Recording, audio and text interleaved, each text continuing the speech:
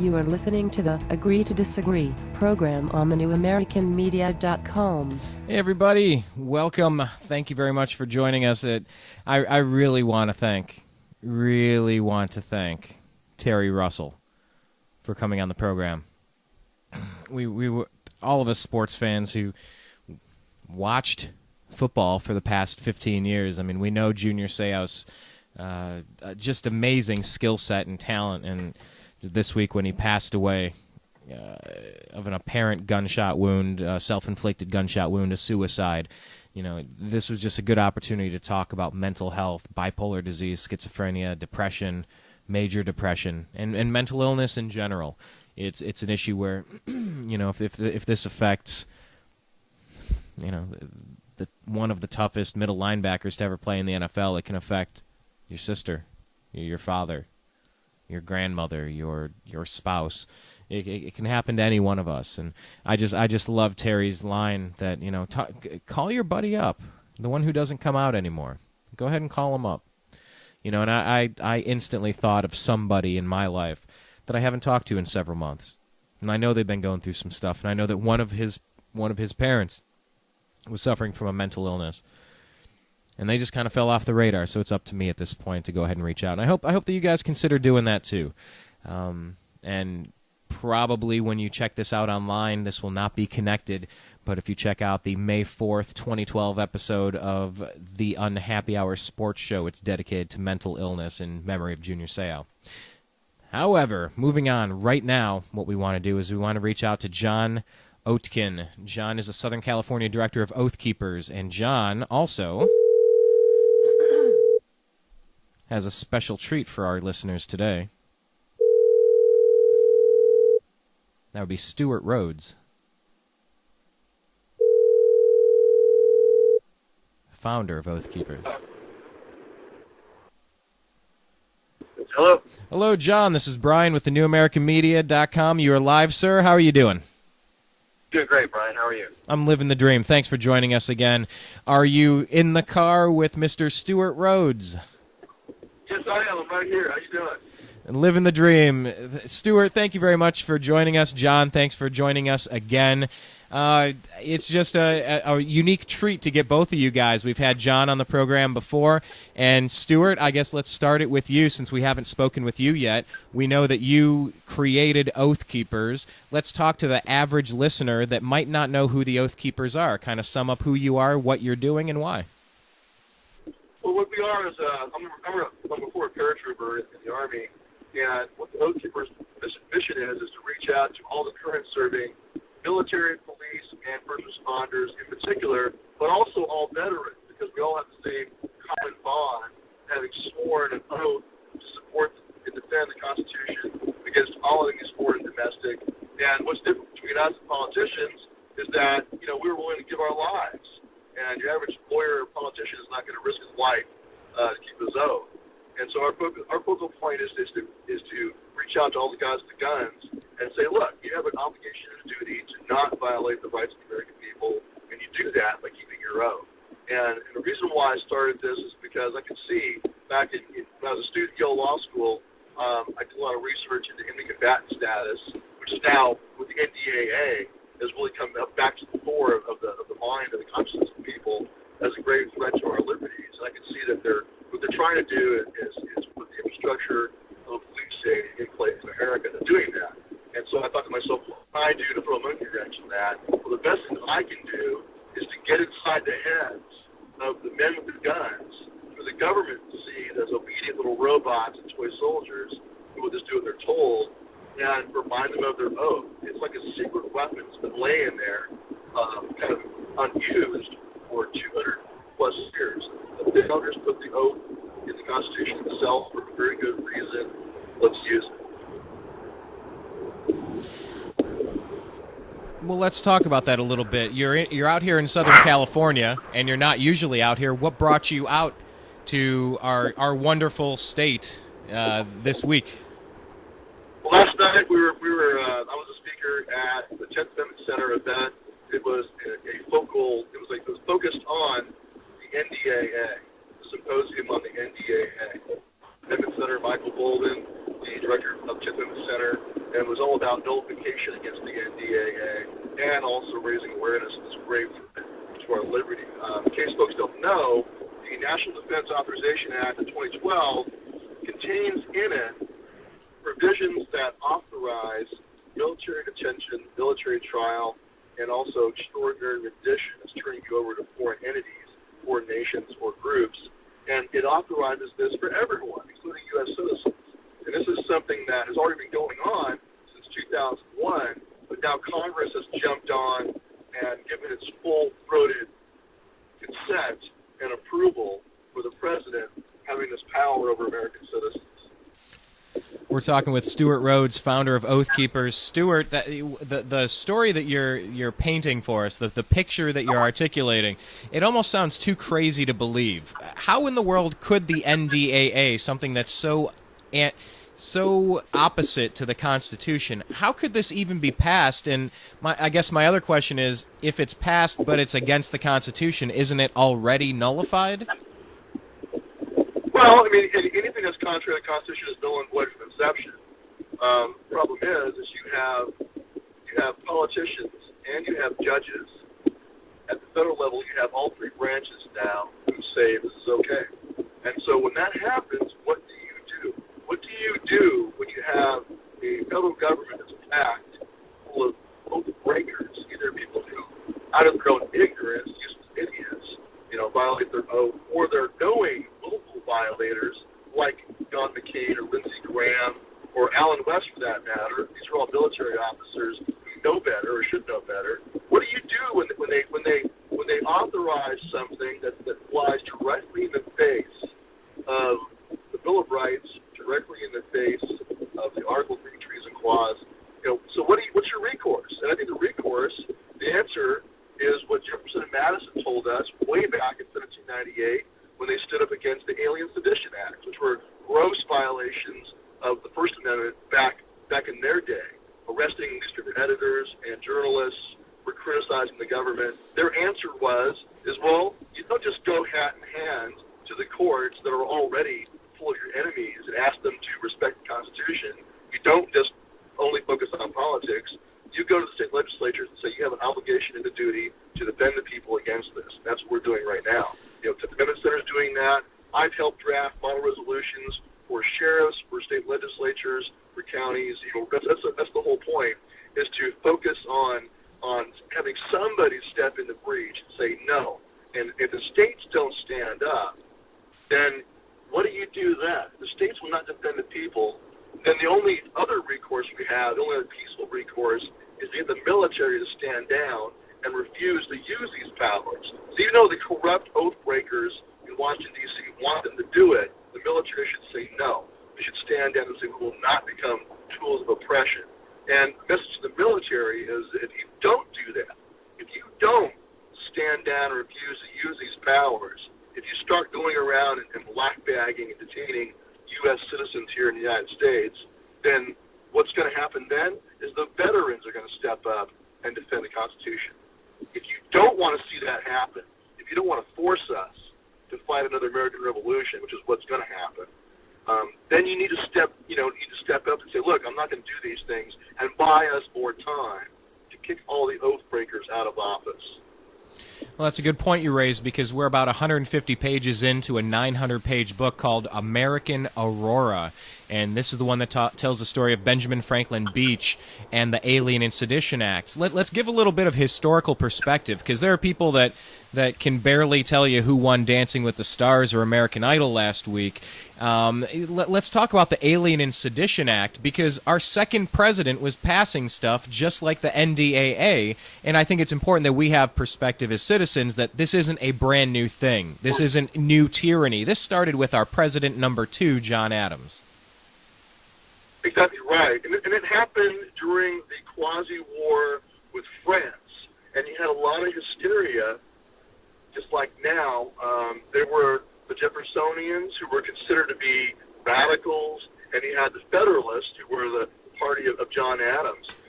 They considered the Jeffersonians an internal threat, and they were looking at France and the radicalism, the Jacobins of France, and saying, oh, this is an unstable, radical, extremist movement that's a threat to the United States. And so to suppress that, and so they were basically saying, if you oppose us, if you criticize the Adams administration, that means you're some kind of a subversive who is a dangerous threat to Homeland Security. Just like right now, DHS, if you talk about the Constitution, DHS wants to paint veterans and constitutionalists and homeschoolers as the latest, especially veterans though, as the latest terrorist threat. It's kind of the same thing back then. Because of the fear and anger over a perceived foreign enemy, they took advantage of that situation to persecute their political opponents. And they did it through means of a law passed by Congress, signed by the president, that was in direct violation of the First Amendment. It criminalized critical speech critical of the president. And the big lesson there is that you had all three branches of the federal government that was dominated by Federalists. And so what do you do when they pass a law like that? You can't go to the federal courts. The Chief Justice, Justice Chase, of the Supreme Court at the time, was riding circuit and conducting trials as well. And in those trials, he was directing juries that they must convict under the Alien Sedition Act. So you're going to get no remedy from the courts. Well, we're now in a parallel situation where you have, since 2001, aim of fighting the war on terror, you've had the claim power of the president to designate anybody, including U.S. citizens, as enemy combatants, as unlawful belligerents, and apply the laws of war to them for detention and also military trial. And now Obama has gone one further and has claimed the authority to just kill American citizens. And he's done it. He's killed so far 3 American citizens that I know of, and he's acknowledged he has a secret list of other Americans he's going to kill. And you might say, well, Al-Awlaki was a dirtbag and deserved to die. That's not the point. The point is that if an American is accused of making war against his own country or aiding the enemy in wartime, the constitutional remedy, what you do with that, is a trial for treason. I encourage folks to go read the treason clause in Article 3, Section 3. It defines the crime of treason and tells you what you do with someone like that. It requires a trial, it requires 2 witnesses to the same overt act, or confession in open court. That is what the Constitution mandates. Because if you let the government treat us, the American people, the same as a foreign enemy, what you do is open the door to this country being exactly like what has happened in every dictatorship around the world. In Nazi Germany, Hitler could point his finger at somebody and say, he is an enemy of the state, go get him. Either just kill him or put him in a concentration camp. And unfortunately, our presidents, both Bush and Obama, claim the same kind of power today. Well, that's a good point you make. We're talking with Stewart Rhodes, founder of Oathkeepers. A lot of people found it quite coincidental and or fishy that Andrew Breitbart mysteriously died the very first, hour into the NDAA. And it just raises that level of speculation. Who's on this secret list? If a president can just say, they're a threat, go kill them, well, why couldn't an Andrew Breitbart be killed? Why couldn't a Stewart Rhodes be killed? Why couldn't a Brian Engelman be killed? Why couldn't every single person in this country be pinpointed and eliminated? I agree with that point, and I think it's urgent that we raise the flag and the awareness of this, because it just seems so anti-American. You talked about what's going on in this country. It just seems like on both sides, Republican or Democrat, you have big government progressives in the Republican and Democratic Party, to the point where they're both one large party. They're 2 sides of the same corrupt coin. Take it wherever you want to after all that. Oh, exactly. It's like, look at the vote in the Senate on the NDAA. You only had 7 senators voting against it. Unbelievable. It's a bipartisan assault. So what are we supposed to do, Stewart? That's the question a lot. Like you said, what is our last peaceful option here? You founded Oathkeepers to get to the people who are patrolling our safety, the military, the police, the firefighters. What are we supposed to do when everybody's against the people these days? Well, it's not like it. That's the thing is that a lot of people look at it and go, okay, it's the government versus the people, and we can't win. First of all, I disagree with that.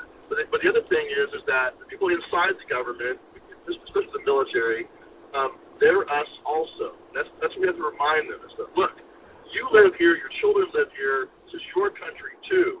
If you become a tool of oppression and destroy this republic, guys, the Congress that voted for the NDAA might as well walk over to Arlington and take a leak on all the graves for a war dead. Because what they're doing is desecrating everything every fighting man in America has ever fought for, or was told that they were fighting. If you allow this to happen, all of that will have been for nothing. Lexington Green and Concord, all the way through to Iwo Jima, all the way to right now, everybody's ever died in service to this country, it'll be for nothing if you let what they were fighting against happen here. They fought against communism and fascism abroad. You cannot let it happen here. And that is a big part of the solution, I think, is to talk to the military and the police and say, they cannot do it without you. I don't care how treasonous, how corrupt politicians are in D.C., they cannot do it without the trigger pullers. And that's what we're doing, a national base tour, starting right here at Camp Pendleton in the next 2 months, starting a base tour, going right to the troops and saying, and talking to them about their oath and their responsibilities. And the other big part of the puzzle, though, is the veterans and what they have to do to keep their oath. Talk to them about their responsibilities. And nullification is the third element. You have to have the states stand up. But that means county sheriffs. We have county sheriffs already who are on board with signing resolutions against the NDAA and pledging to protect their citizenry against it. We're working with Sheriff Mack.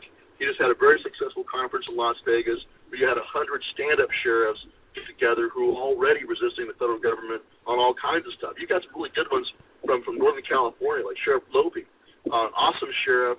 There's a whole coalition up there, almost like a California version of the Sagebrush Rebellion that happened in Nevada. You've got sheriffs standing up against the abuse from the EPA and the way that they're monopolizing the water and the way they're stopping lumber production, things like that. That's just killing the economies in a lot of these rural areas.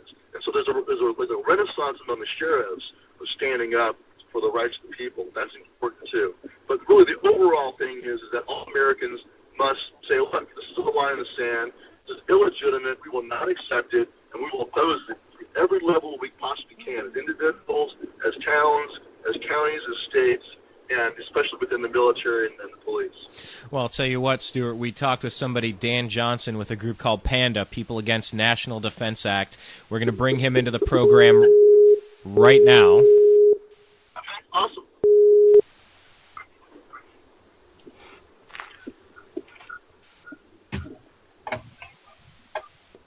Hello, Dan. Hello. Dan, you are live with Brian Engelman on the Agree to Disagree program on the newamericanmedia.com. You are speaking with Stewart Rhodes, founder of Oathkeepers. I will hand you the floor, Dan, if you would like to speak with Stewart.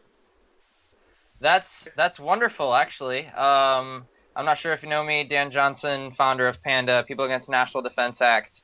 Oathkeepers is one of our inspirations. We saw a video of Charles Dyer talking about his oath, and it kind of really inspired me to found the group and to move forward. So first of all, I want to thank you very much for waking me up and pushing our group forward. Oh, awesome, man. And I just heard about you guys the other day, and it's good to see, like we were talking about earlier last night, there needs to be a coalition all across the political spectrum with all different groups. NDAA is a critical issue. It's a good tool to wake people up, and it's also the gravest threat. And so I think it's really, to me, it's a blessing. I see it as a gift. I'm glad the bad guys gave us this law that I can point to. It's right there in black and white. All the nonsense they've been doing already is now right there in your face. And we can use that to wake people up and grow the resistance. That's a good point. I completely agree with that. Dan, do you want to ask a question to Stewart? Yes, I did. There's been a lot of talk recently, I'm not sure if you heard or not, about FM 33940, internment and resettlement operations. I heard a little bit from InfoWars, a little bit from Rush Today. It seems to be, at a first glance, a program for detaining political activists. Do you think that it's gone to that point that we should be cautious as a liberty group, that we should be cautious of this? Or is it something that's kind of, it's there, but they're not ready to use it yet? Well, they're laying the infrastructure. They've laid the legal infrastructure for doing here exactly what they've been doing overseas in Iraq and Afghanistan. That's the whole point. Since 9/11, you've had executive orders, you've had executive actions that have claimed to be able to do this. You've got Supreme Court cases like the Hamdi decision in 2004 that say yes, the president can detain American citizens as unlawful combatants. And so, the NDAA just takes it even further. And so yes, that's the consistent claim, is that anything they do overseas can be done here. And so even if the manuals don't say this is also for domestic use, they're already telling you that they claim the authority to do that to you here. And so, yeah, I would say it's even not that manual. But if there's language in the manual that seems to be opening the door, I haven't read it yet. I want to see it. I would not be surprised, because that was their argument. Let's look back in the Bush years. What was their excuse or defense for the NSA spying on Americans in total violation of the Fourth Amendment? It's for our own safety. It's the power of the commander-in-chief to surveil the battlefield, that the Fourth Amendment doesn't apply because it's warfare. That's been their claim from the very beginning, that America is a battlefield and they can do here what they do overseas. So what would you say to the people that say, oh, you know what, you're just saying this now, Stewart, because you don't like Democrats and President Obama? We've heard that for 3 years straight if you open your mouth in opposition to some of these policies. What do you say to people that are still spouting that line, oh, you just don't like President Obama or Democrats? How would you respond to that, obviously knowing and referencing the Bush stuff of the past? Well, I'd say go back and look at the article I wrote.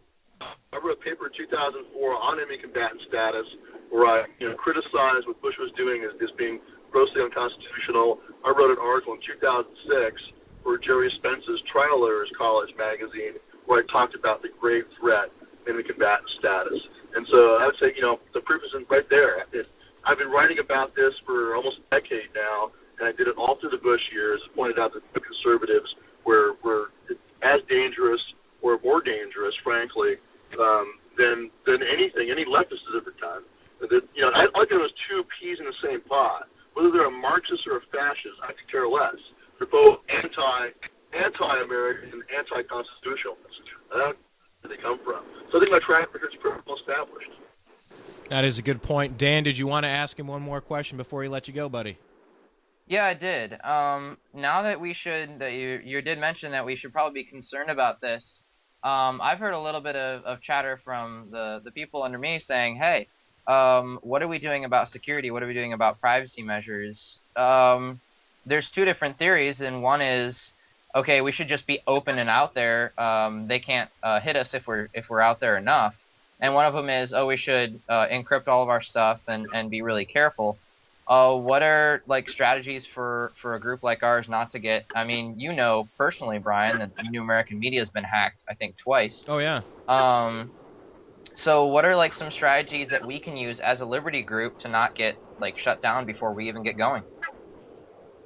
Well, I look at it like the model we use with the Oathkeepers is an iceberg. There's that necessary visible tip. Like in Oathkeepers, it's the current serving military and police who step up and say, yeah, here's my John Hancock. Give me my membership card. I don't give it, come get me. And that's necessary so they know that we're not afraid of them. But it's also nice to have that big, huge mass underneath the surface. They can't quantify. They can't locate. They don't know who they are. They can't purge them out. You need to have both. And look back at the founding era. On the lead up to the American Revolution, you had very public organizations. You had very public, out in the open rallies and protests and Liberty Pole and Liberty Tree festivals and all of that. And you had out in the open militias forming and training and getting ready. But you also had the Sons of Liberty, right, which was a secret organization. And so it's a yin and yang kind of thing. I would say do both. You people who are activists like us, accept the fact, embrace the fact, and your place in history. Don't worry about your personal security. Hang out there. It's too late anyway. You should take, obviously plan for, when it came for Sam Adams and John Hancock, they weren't home, right?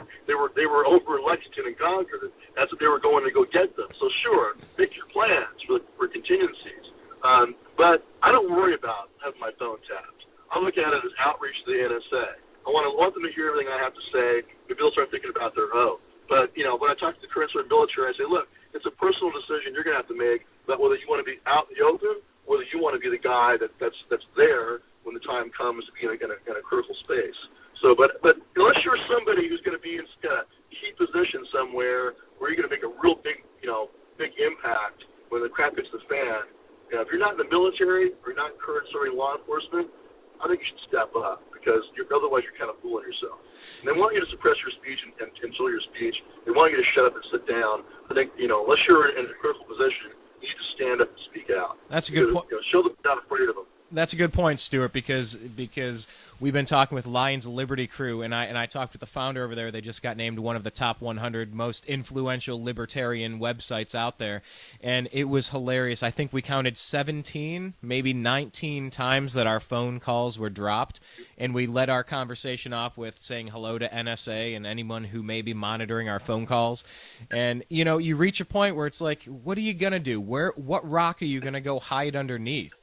And you look at the founders, they pledged their lives, their liberty, their sacred honor under the protection of divine providence. What else do we have? I mean, how bad could it get when you don't have your liberty? Well, if it's going to be that, at what point do you just say, well, then I have to stand? I don't even have a choice in the matter.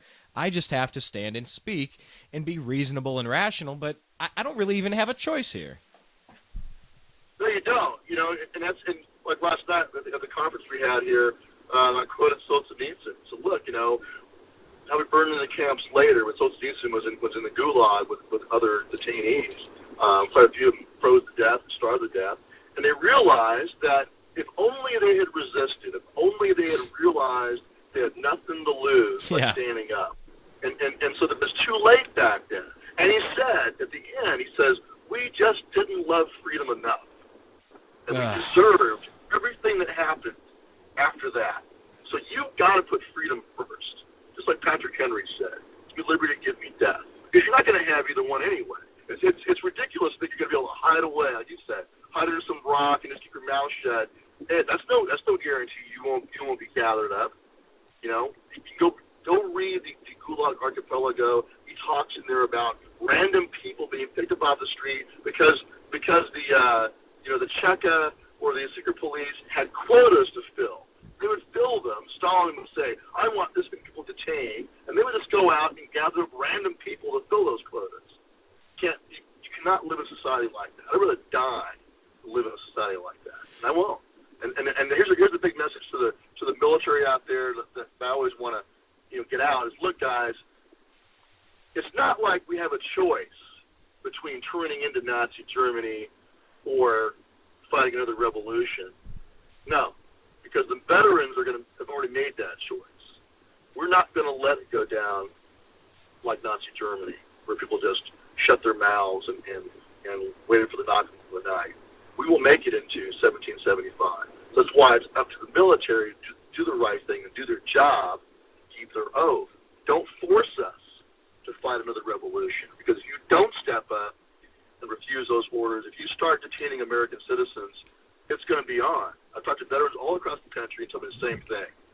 If the first time some other veteran is black-bagged in the middle of the night, as far as they're concerned, it's on. They're not going to wait for the knock at the door at their own door. They're not going to do what Solzhenitsyn did and all the rest of them, cowering in fear and waiting for the knock at the door. They're going to go live. And that means they're going to go after the guy they perceive as being at the head of the snake. So, I don't want to sound too revolutionary, but that's kind of where we're at. And I think that if you accept that, you embrace that, look, this is where we are in history. We are now in a direct parallel to 1774. It's incredible. 1775. If you accept and embrace that, we have tools we do not have. We can still do, potentially political remedies, restore the states, by things like that. But that spirit of resistance needs to be there. If you're not willing to die for liberty, then you're fooling yourself if you think you're going to be able to do anything. Well, we met somebody named Jeff Ford with the Oathkeepers at an Occupy LA event a few months ago. This was back in, I think, around October. And, we'd seen Oathkeepers here and there, but I mean, it really seems very important that we all approach this from every angle that we have. Some of us have a radio platform. Some of us have connections with the troops, and you go around and you talk at military bases and you talk to sheriffs. I think we all have a couple of pails of water that we can carry, and if we're all lined up in a row, we can empty a lake if we work together. But if we're fighting each other, nothing's ever going to get done. And I think that's a very important point to make, is that we can all do something to stop this from becoming the nightmare that we all fear it could be if nobody grows a set and stands up for what's right. No, I agree completely. I mean, we all have our different missions. I never say this is the only way. I just say, hey, this is my piece of the puzzle. This is what I've taken on. But everyone's got their different mission. Like Sheriff Mack focused on the sheriffs. The Sentiments Amendment Center is focused on nullification. We're focused on the guys with the guns. It's all synergistic. And so, and the outreach to the Occupy people, we got flack over that. But we said, look, we're not going to just let those people be dominated and brainwashed by the Marxists to show up with the Occupy movement. We're going to go there and teach them about the Federal Reserve. Very nice. And do our part. Because, look, they're the same. We're reaching out to the military police. Why? Because they all went to public school, and they've all been intentionally dumbed down, not taught the Constitution, not taught about natural rights, not taught about economics. They've not been taught about even our own history. And so they're ignorant. And so are all the people at Occupy, right? We're all public school refugees. And so, we got to go out there and say, look, we don't care if they swallowed the Kool-Aid so far from the radical left. That's fine. Let's go talk to them and try to teach them.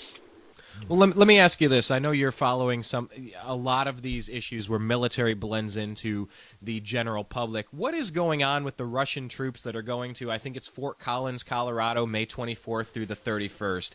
I don't know who else to ask other than the Oathkeepers, and that's in a reason why I called John Oatken this morning saying, hey, I want to talk about these Russians training in Colorado. What in the hell's going on? Can you tell us about what's happening here?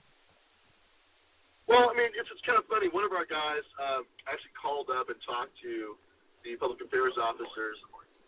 Corey here from our local chapter talked to the public affairs officers at Fort Carson, and he also talked to people in the Russian embassy, ironically. And the Russian embassy was kind of funny. The guy from the Russian embassy was like, "Well, what are you guys so upset about? You've been coming over to Russia with your military and training over here for decades, since the end of the Cold War." And his answer was, well, we don't trust our government. And the backdrop to all of this is, like I said, the militarization of America, and you got NORTHCOM now, along with the bringing the laws of war into the United States. You now also have a Northern Command over the United States. You've got dedicated standing Army troops that are stationed here in the United States for domestic use attached to NORTHCOM.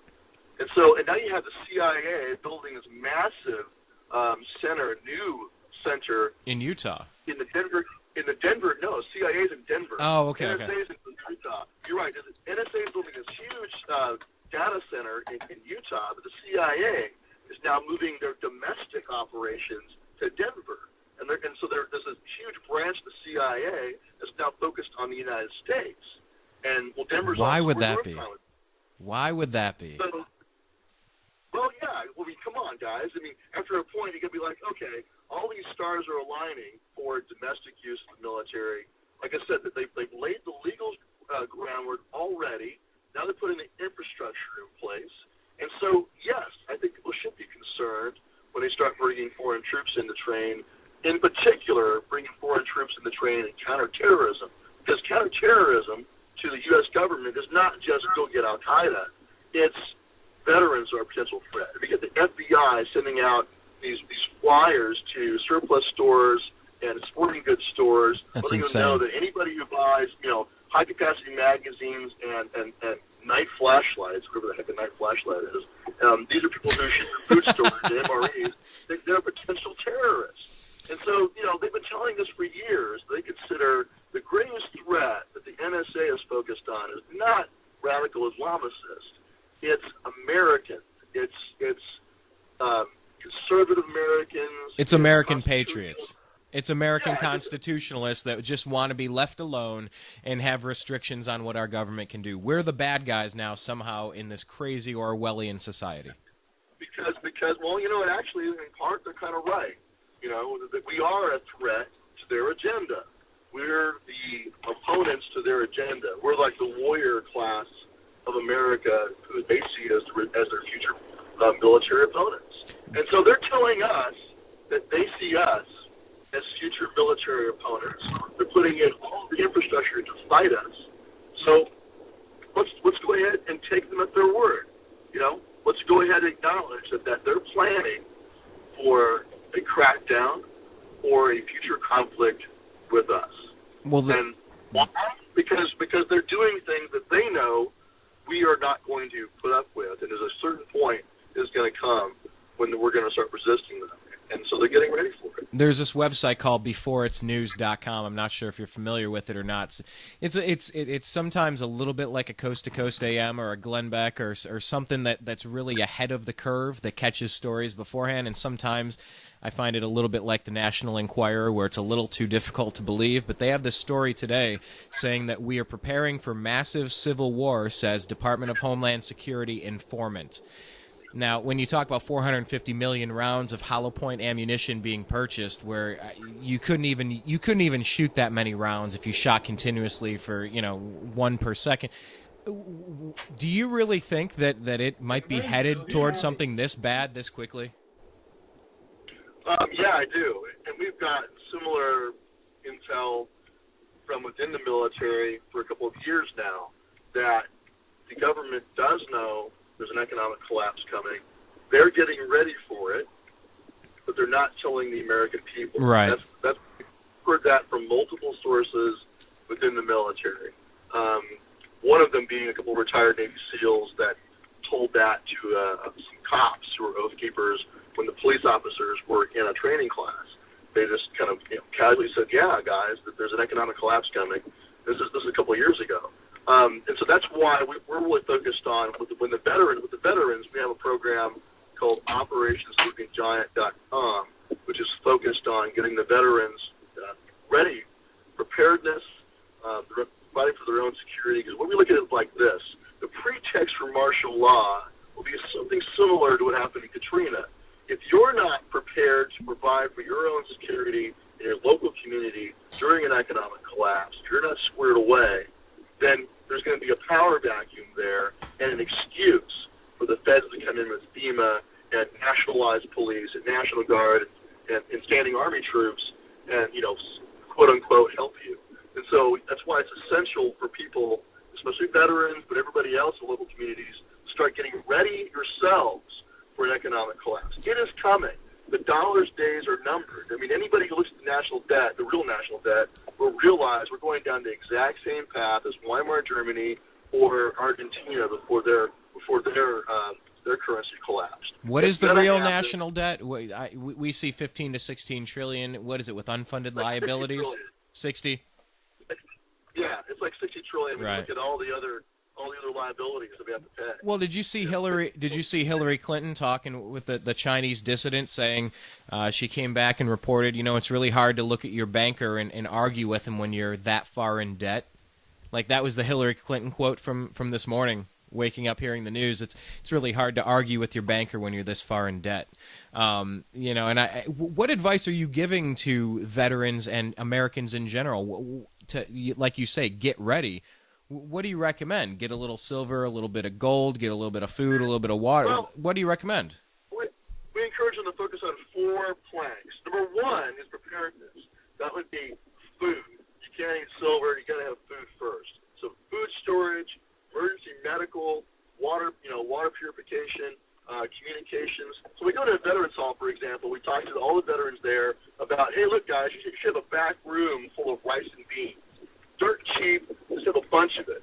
Back room full of bags of wheat, and then powdered milk, etc. But preparedness comes first, and not just as an isolated, prepper who's hiding away and is hiding all his food storage. Doesn't want anybody to know about it. Do it as a church. Do it as a veterans hall. Do it as a community, as a neighborhood. Get yourself squared away. So preparedness is number 1. Number two is security. Neighborhood watches, mutual aid associations. We encourage them to start a sheriff's posse or a sheriff's reserve and make sure they've got, all the veterans of the community should get together and go to the sheriff and say, Sheriff, when the crap hits the fan, we will be here to be your security, to back you up, and making sure that we're secure. You take care of your own security, because whether you like it or not, that's what I always tell the veterans, look at Katrina, look at any major hurricane or disaster. What happens is you wind up with guys standing on their front lawns with rifles and shotguns. They wind up being the security, the militia for their area, whether they like it or not. So why not prepare ahead of time? I'm not saying go out and start a militia and call yourself general, but start neighborhood watches, start a sheriff's auxiliary or a sheriff's posse. So start thinking seriously about security. And number three is sound money. The rest of the world's already decoupling from the fiat Federal Reserve System. China and Russia now no longer use the U.S. dollar for bilateral trade. There's now an agreement with China, South Korea, and Japan to do a trade block. So the rest of the world's already starting to separate from the U.S. dollar. We need to do the same thing. Because if you just sit there and wait for it to collapse on top of you, you're going to be in the rubble. So get out from under the fiat system and start using sound money again. Gold and silver, barter systems, anything you can to start insulating your local community and making it resilient so that during a collapse, it can still function. Support your local farmer. That's one good place to start, right? Make sure you support and shop local and build and strengthen your local economy, because when the world economy collapses, you don't want to be dependent upon shipping. You don't want to be dependent upon that fiat system. Let me tell you, Stewart, one of the things we did, we live in a homeowners association here in Los Angeles, right in the middle of L.A., and we have 25 buildings, and as things have died out with our landscaping, with our 25 buildings, we have gone ahead and planted victory gardens, little recession gardens. We're growing our own tomatoes and lettuce and peppers and different food right in the ground. And it just seems so crazy that in World War II, that's something everybody did. Grow some food where you have your little piece of land. Try to support yourself. We seem so disconnected from that. But I don't know. What's that? That's awesome. That's exactly what people need to do. Take personal responsibility for your own basic core functions, like providing for food, providing for your own security. That's great. We've kept Dan Johnson from PANDA on the line. Dan, you wanted to ask Stewart Rhodes, founder of Oathkeepers, another question. Yes, I did. Am I on? Can you hear me? Yes, sir. Good? Yes, sir. All right, cool. When I'm asked, it's not often, but I am asked a couple times, so where's the proof? Where is someone who's actually been detained, someone who has actually been picked up off the street and under the NDAA? And the only things I can tell them so far are under the Patriot Act, you had Ashton Lundeby in Granville County, South Carolina. Under the NDAA, they stopped, I forget what his name was, from coming out of Guantanamo. And they raided a house in Lake Mary, Florida that was sovereign citizen. They were a member of Sovereign Citizens, but they didn't actually detain the people. I've been unable to find any examples at all to kind of support this. Hey, they're actually detaining American citizens. Is there anything you know of that would kind of support, kind of like back up that claim? Good question. Well, sure, and this is the point that long before the NDAA, there was already detentions of U.S. citizens under the 2001 authorization to use of military force. I mean, all the NDAA did is say that, yes, Congress agrees with what has already been done. And the NDAA itself says we affirm that back in 2001 in the AUMF, that we did authorize not just military force, which is what the AUMF of 2001 did. We also authorized, including within that, was military detention, trial, and rendition. So what Congress is doing is saying, yes, we agree with the spin and interpretation that has already been put into action by the executive branch and by the judiciary using the 2001 AUMF. So, because pursuant to the 2001 AUMF, you had the detention of Jose Padilla, an American citizen, captured at O'Hare International Airport in Chicago. You had the detention, indefinite detention of Yasser Hamdi, another American citizen. So those are the two flagship examples. Two American citizens were detained in the United States in military brigs for 3 years, both of them for 3 friggin' years. No access to a lawyer, no indictment, no trial, nothing. Just detained in military detention. And those court cases wound their way to the federal courts, the Fourth Circuit. The Fourth Circuit upheld Padilla detention and said the courts don't even have a right to review it. You know, the president can do what he wants. Yes, an American citizen can be treated like an enemy in wartime. They went ahead and released Padilla from military detention when his lawyers appealed to the U.S. Supreme Court because they wanted the duck, they didn't want a Supreme Court review. And so they charged him with terrorism, and he was convicted. But the point is that precedent was set in the Fourth Circuit. Hamdi went all the way to the Supreme Court in 2004, his detention. And the Supreme Court ruled that nothing in the Constitution bars the United States from detaining one of its own citizens as an unlawful combatant. And here's the key point, is that the court in the Hamdi decision also said that we find that Congress authorized detention of U.S. citizens when it passed the 2001 Authorization for Use of Military Force, the AUMF.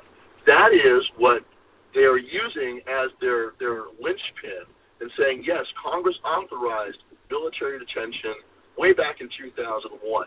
So that's what you can say. It's already been done to 2 American citizens pursuant to the AUMF. This is the claimed power. And Obama has gone even further and said, pursuant to the AUMF, as part of my use of military force, I can use military force against U.S. citizens, including having them killed by a Predator drone strike. And he has ordered the assassination by Predator drone of 2 U.S. citizens so far. Actually, I think he killed 3. And so Al-Awlaki and his teenage son are the prime examples. Al-Awlaki is a U.S. citizen, so is his son. And the president ordered their assassination by Predator drone. Al-Awlaki's father filed a court case, represented by the ACLU, to try to stop this targeted assassination, and he lost. The court ruled that we can't stop the president from doing this, and the court also, unfortunately, ruled that the president's list of future Americans he wants to kill is a state secret. And so we have a situation right now, already, we have American citizens who have been detained and American citizens who have been killed, because in warfare, you can kill the enemy, not just detain them, you can kill them. And so they've already done it. So if someone asks you, well, who has this been done to, there you go.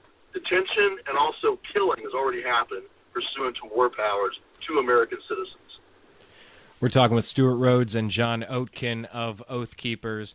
Guys, you know, you're out here in Southern California today. John resides here, and you're here doing a little bit of work, Stewart. You know, talk to people like Dan over in Bowling Green, Ohio. Talk to me in Los Angeles. Talk to the people in all of the other quote-unquote flyover states.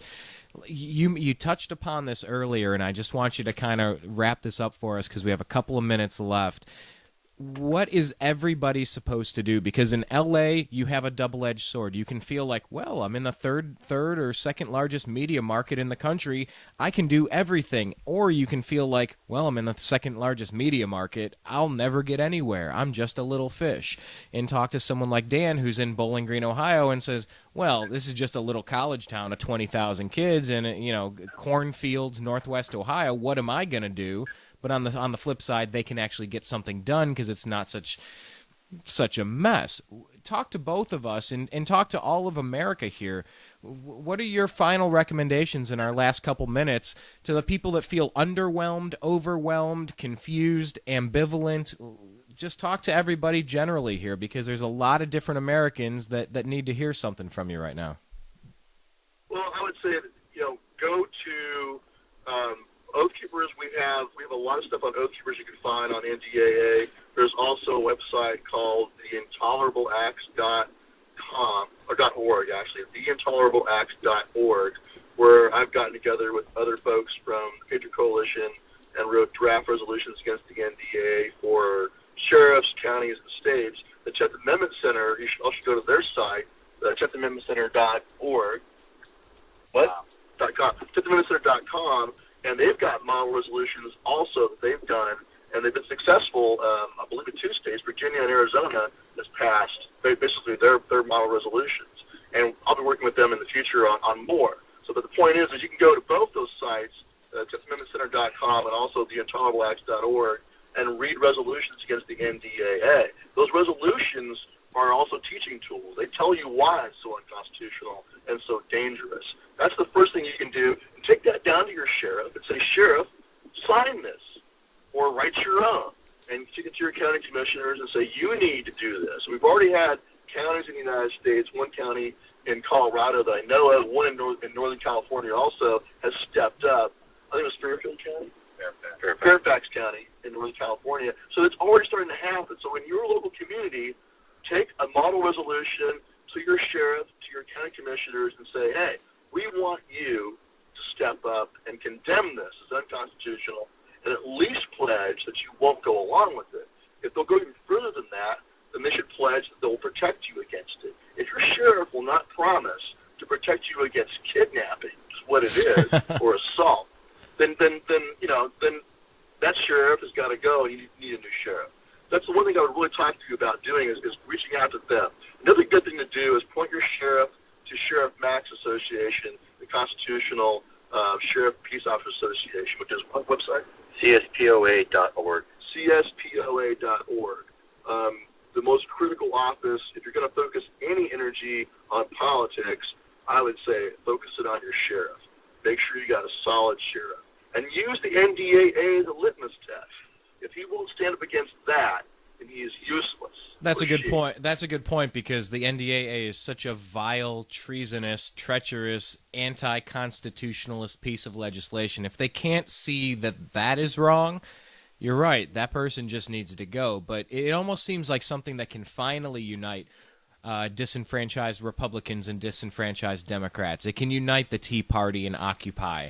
It can unite women and men, the 99% and the 1%, Christian and Muslim. It just seems like such a vile, disgusting act. It should be something that could finally unite Americans instead of divide us. I will give Dan with PANDA, People Against National Defense Act, the last opportunity to say something on his way out the door. Dan? Yeah, I just wanted to say definitely thanks for having me on here, and thank you, Stewart, for giving me the chance to speak with you. Definitely like to connect with you outside of this radio program. Thank you guys for all you're doing, and I encourage you to kind of check out our site, peopleagainstndaa.com.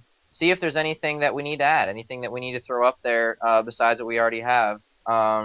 It'd be good to have some expert input like that. Thanks much. And I'd be happy to give my phone number off the air, and let's hook up.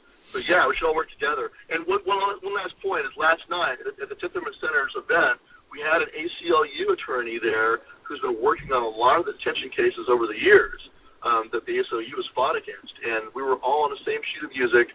When it comes to the Bill of Rights, that's our common ground. And so it was nice to see people there from the political left and the political right. It was kind of funny. He's like, this is the first time I've ever talked to an audience of Oathkeepers and Ron Paul supporters. So it was kind of cool to see that bridge, so that's what we need to do. No, that is a good point. I'll tell you what, I will get you, Stewart, in touch with Dan of PANDA off the air. We will certainly connect there. And, I found it really interesting when I went to Occupy LA. I saw Fox News telling me it's just a bunch of dirty, stinking hippies. They have no plan, no agenda. They're a bunch of deadbeat losers. And then I heard MSNBC saying, oh, it's a grassroots, beautiful... it's such a great representation of our constitutional republic. Oh, it's so grassroots. They're both lying for their own agenda. It was somewhere in the middle. And I met people with holding signs saying, end the Fed. I met people from the Oathkeepers. So I know there are pretty sharp people at the Occupy events. And I love your stance that you got to go out there and pass the education along to them. We got about 30 seconds left. Stewart, and John Oatken, thank you very much, John. Final words for the listeners. Hello, John. Please look us up at oathkeepers.org, theintolerableacts.org, 10thamendmentcenter.com, and locally here we have our oathkeepers.org. for more information on what you can do to prepare yourself, prepare your family, and fight back against this tyranny. Thank you very much. I appreciate it, John. I appreciate it, Stewart, both with Oathkeepers.org. Thank you very much. We will bring you back in again real soon. My name's Brian. This is thenewamericanmedia.com. Thank you so much for joining us on this Friday afternoon. It's just been so great. You know, you take a tragedy like the Junior Seau suicide. It's horrible. You know, it's very unfortunate. It's just sad. It's a very sad story.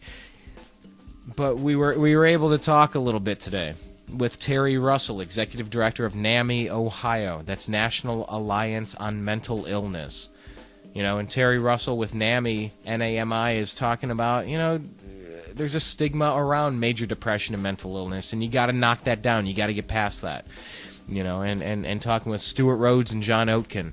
You know, there's a bit of a stigma against people that want to, I don't know, enforce, protect, and defend the Constitution of the United States of America, as if that's a difficult concept to fathom. Just don't get it. Just don't get it. I don't understand who is against the Constitution, because really, if we're gonna call it like it is, if you're against the Constitution, you're against me.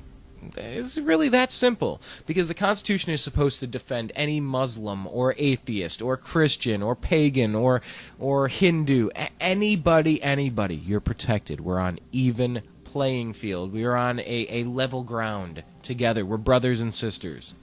Yes, we hold hands and sing Kumbaya, but we are together. That's what the Constitution does. The Constitution says you can say anything, no matter how stupid it is. No matter if it agrees with my big book of godliness or your big book of godliness. It's not about that. It's about a little bit of just libertarianism. Live and let live. What was that old song? Live and let live. Live and let die. Well, that's what our Constitution is. Our Constitution is supposed to protect us against all of this crap, against this nonsense. Most of us, we just posted a video on thenewamericanmedia.com. If you go to youtube.com/thenewamericanmedia, you'll see me interview a 2012 panel with George Norrie and the Coast to Coast crew. All the guys from Ancient Aliens, we talk about the 2012 election. You know, we talk about what is important. You know, and George Norrie references the movie Network, and he says, you know, we just want to be left alone. We want our radial tires and our microwave ovens and our televisions. Just leave us alone. And the final line of that is, I'm mad as hell and I'm not going to take it anymore. And they say it 3 times. Check out our YouTube site, youtube.com/thenewamericanmedia.com. Hang on. youtube.com/thenewamericanmedia. You can join us at thenewamericanmedia.com, blending those together. Either way, it's been a great show. Thank you very much to everybody that participated. Dan Johnson from PANDA, People Against National Defense Act. We want to thank Terry Russell, Executive Director of NAMI, Ohio. That's National Alliance on Mental Illness. And Stewart Rhodes and John Oatken. Stewart Rhodes, founder of Oathkeepers. Gotta love that. And John Oatken, Southern California Director of the Oathkeepers. This is our lot in life. This is the situation that we're in right now. You know, and I talked with Dr. Jose Jaramillo. We met him at the Conscious Life Expo back in Los Angeles back in January, and he's a Mayan scholar. He's a 2012 scholar, and he says, you wonder why there are 7 billion people on the 7 million people on the planet. Wow, it's been a long day. I'm forgetting my millions and billions, but when you get to trillions, it's easy to forget. Let me re-summarize. Dr. Jose Jaramillo said, you know what? You know why there are so many people on this planet right now? It's because we've all signed up for this. We all want to be here for December 21st, 2012. We want to be a part of this. Now, I hope we don't have to go the direction that our forefathers did. You know, be it a Civil War, Revolutionary War, World War I, World War II, any of this crap. I'm so tired of it. I can't believe other generations have gone through this, and through this, and through this, and through this, and it's the same repeating cycle. We can do better, guys and girls. We can do better than this. I know that we can. I know that we can do better than this. And that's why we do this radio show every week on thenewamericanmedia.com. That's why we connect with Oathkeepers and PANDA. That's why we connect with NAMI. By the way, if anybody's feeling depressed, if you have family members or friends that you think might be slipping into a next level state of depression, contact NAMI. That's NAMI. It stands for National Alliance on Mental Illness. NAMI. Contact them. Get some help. You know, if the best one of the 10 best middle linebackers ever to play the game can suffer from depression and eventually kill himself, so can your mother or father or your spouse or your brother or sister or your cousin or your buddy. Reach out. There's no shame. There's no shame in that. And there's no shame in standing up for what you believe in. I mean, yeah, that's that crazy guy. Oh, it's that crazy girl. She's a conspiracy theorist. Enough. There's enough factual evidence out there to realize something's wrong. We don't know what it is. We don't know why. It doesn't make a damn bit of sense to any of us. Who's messing around with our Constitution? You know what? Eventually you draw a line in the sand and you say enough is enough. If you were against this, then I am against you. And if you're not for protecting and defending the Constitution of the United States of America and the rights of any man, woman, or child, Muslim, Christian, Jew, or atheist, anybody across the board, if you're against somebody existing, then I am against you. So let's not do that. Let's not go there. So please spread the message around, spread this radio show around, tell them about thenewamericanmedia.com. You can find us on Twitter at American_media_. We're on Facebook. Look for The New American Media. You can go to YouTube, youtube.com/thenewamericanmedia. And a whole bunch of other places you can find us. My name's Brian. Thank you to everybody that participated today. I appreciate you. I really, really appreciate you. We'll be back next Friday. Thank you so much for your time.